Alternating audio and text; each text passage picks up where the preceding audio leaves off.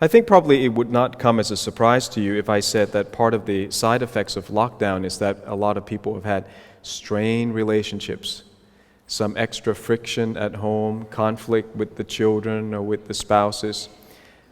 These things are pretty well reported in the secular world. I don't know if the church admits to that, but I think we're human like anybody else. And the good news is, as I was praying about this, there are parallels between growing up spiritually and growing up in a good family. There are clear parallels. So if we hit one bird with this stone, we're going to get two birds, right? We're going to get better relationships in the home, and we're going to get better relationships in the church if we address this issue. If you can go back in time, how might it feel to be a child who gets corrected, yelled at, rebuked, caught making a mistake? And what is the effect of that, and how can we improve? If we can remember how we felt about it, then maybe we'll have some motivation to improve as adults. And what I'm proposing to you is, because there are parallels between growing up spiritually and growing up in a good home, one lesson in one area will benefit in the other area. So this is good news, because I can see a lot of you are not yet parents, maybe not even married. And so you might say, well, why do I need to learn this? Because there are parallels. All right? Amen? Now, if you go to the world and see how they deal with this, I just want to give you the quickest summary you'll ever get. There are two main theories of psychology or human relationship.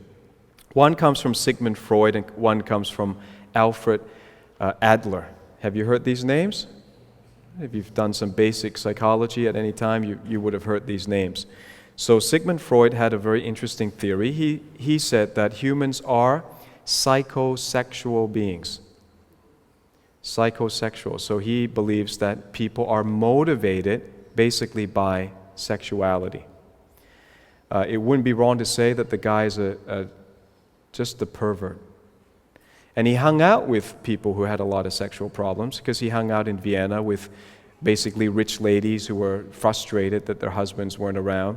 And so he took all of that very unique situation and he generalized into a branch of psychology that many, many people follow today. And you know my view. My view is, I think that there are a lot of sexual perverts who have found a respectable hiding place in the departments of psychology and academia. I don't believe that humans are just so base and animalistic that their main or only motivation is just that. So then you have a competing theory, which is Alfred Adler. And he said that humans are not mainly what Freud said, but humans are basically goal-oriented beings. Goal-oriented beings. And so we have certain goals that we have formed in our own hearts, in our own minds, and everything that we do really is moving towards achieving that goal. Now, when you're talking about parent-child relationship, a child probably cannot explain to you in a satisfactory way why they are misbehaving. You know, you wish they could. You wish that they could explain, that my pure desire is that you would get off the phone and spend a little bit of time with me. I'm feeling a little bit attention deficit here. And I would just appreciate it if you could just direct a portion of your time, maybe 20-30% of the day, to listening carefully to my feelings. A child isn't going to do that, right? You expect the child to do that, but they're not. But what Adler is saying that is useful is, even though the child cannot explain that, the child has a reason for the misbehavior or for the temper tantrum. Does that make sense? So then if you understand that about people and each other, rather than throwing up your hands and saying, I give up, I don't understand, I don't know, I tried my best, I don't know why they came out this way, right? Then you begin to realize, hey, everybody's moving towards a goal. If we can create some understanding of what each other's goals are, then we can create some peace and harmony. We can do that in the family, and we can do that in the church. And we need it in the church as much as we need it in the family. I think we need it more because if we have the understanding and the peace and harmony in the church, we are a witness of Jesus Christ. Today I was witnessing to somebody, Greek Orthodox. Any of you in this church, born again, spirit-filled, would say, well, I don't know, Greek Orthodox. I mean, you probably wouldn't join the Greek Orthodox church, right? You're not sure if they're born again, right? But some of them are. But his attitude was this born-again, charismatic person that he knows stayed in his house. A woman stayed in his house who said they're a worshiper in one of the churches here in Melbourne. Worshiper, born again, charismatic, stayed in his house for free 7 years. And when it was time to leave, she set it up so that she could sue him for his property because she was entitled to the property. And the court in Melbourne gave it to her. So he's about to die, literally, and he's having like nightmares and practically a heart attack, losing his health because a person he helped wants to take his house that he said he built with his own hands back in the 80s. How wicked and demonic is that? And then he tried to appeal it, and still the woman ran off with more than $500,000. And he said, she says she believes in God. And he told me, he said, I don't think so. It's a shame when Christians cannot get along, cannot have healthy relationships. To me, maybe I'm very simple. I stay in someone's place for free 7 years. I think I owe them something. I owe them something. But here, the law here is, for different reasons and different relationships there, you may be entitled because you've become the daughter or something like that. So, the lawyers can do anything.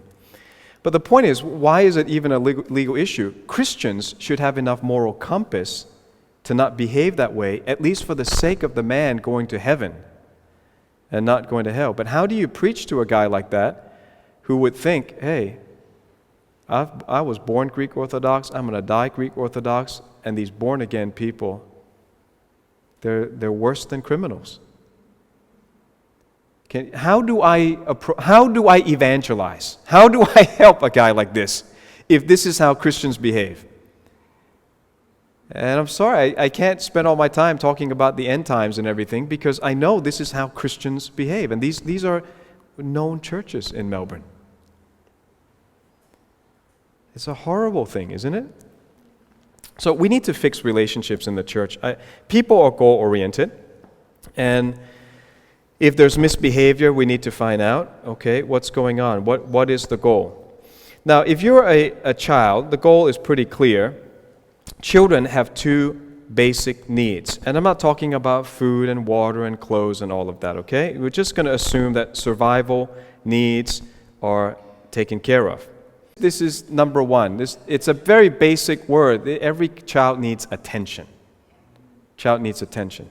Now, out of the attention will come a sense of belonging. Out of belonging comes security. In security, there's trust. Okay, so you can start a mind map on all of this. But I think everybody would agree it's fairly common sense. A child needs your attention. You neglect the baby, you're a criminal. But a baby cries, so you can't really avoid it. But as the baby grows up, becomes a toddler, becomes a child, you might forget that child has a fundamental basic need for attention. So number one, attention and belonging, same words to me. This is what a child needs. A child is asking, where do I fit in? And how do I fit in? And you can say that it's a feeling of security that they need. That's perfectly fine, that word. Attention has to do with time. So if you want to give a child a sense of belonging, a sense of security, there is no substitute for one-on-one time. One-on-one time. This is why, once you understand that, this is why God asks everybody to have one-on-one time with Him every day. And aren't you glad that God is a perfect parent? Because if God were like most of us, when the child comes and says, I'm here now, I'm here to be listened to, all my requests and all my desires I'd like to express with you, and God says, hang on a minute. I have 7 billion other people talking to me. When I get through them, I'll try to make time for you. Just get in line and wait. Or worse, can't you see I'm busy? What are you doing bothering me? I'm running heaven and earth. And you're bothering me with your little requests, non-stop, repeating all the time. I've had it with you. Now imagine if God responded to your cry for attention that way. You'd be crushed. You'd never come back. Is that right? So you approach God as a parent who forever has infinite patience, ready to hear you at the drop of a hat, on demand. You expect God to be that way to you. And so God has allowed you to have a parent-child relationship just so that you can understand that's what you need to give to your child. And if you don't give that to your child, that's why you experience the problems that you experience. So it's a very tall standard, isn't it? To be like God. In fact, we're all going to fail. None of us can be forever instantly available for as long as the child needs, the way God is instantly available. God is a perfect parent.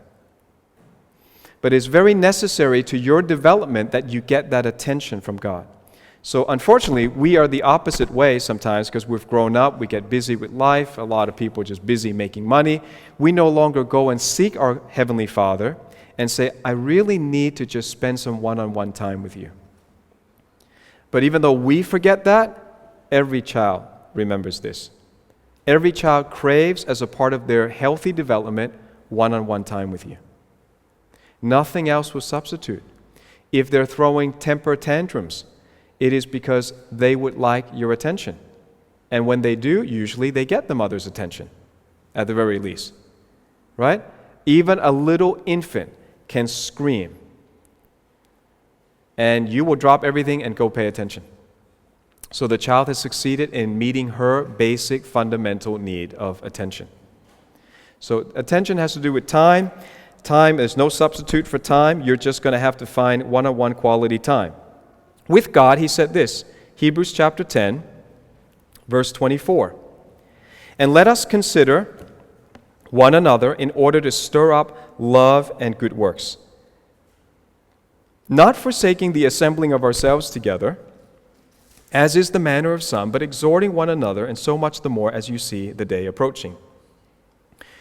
For if we sin willfully after we have received the knowledge of the truth, there no longer remains a sacrifice for sins, but a certain fearful expectation of judgment and fiery indignation which will devour the adversaries. So it's talking about quality time. Obviously, there's quality time with God. We call that quiet time or devotional time. In this church, we call it life journaling time. That's a good time to have with God. But also we need church time. We need care group time. We need to be together, worship together, and then as we see each other's faces, get to know each other's names, then we want to go into care groups where you would get that small group interaction. And then from there, when you build trust and relationship, you will even get one-on-one time. Everybody needs that. And the Bible even says that those who stop doing that, it says, not forsaking the assembling of ourselves together, as is the manner of some. Those who stop doing that can actually then go into a state of sinning willfully. Right? So those thoughts join with each other. Why do you have children who misbehave willfully? When you see that behavior, you know, they are lacking attention from their father or mother or both. I'm telling you, every time, give me a problem child, and I've dealt with several. And always you can go back to, there's no attention. Because people just assume, look, I'm busy, I'm making money, I'm providing for the family, I'm cooking, I'm cleaning. What more do you want from me? Well, what more do they want is your attention. Right, thanks guys for listening. I hope you've enjoyed that. There's a lot more at DiscoverChurch.Online. We're about to start the intermediate level of discipleship path. It's going to run for 40 weeks, so you are not too late.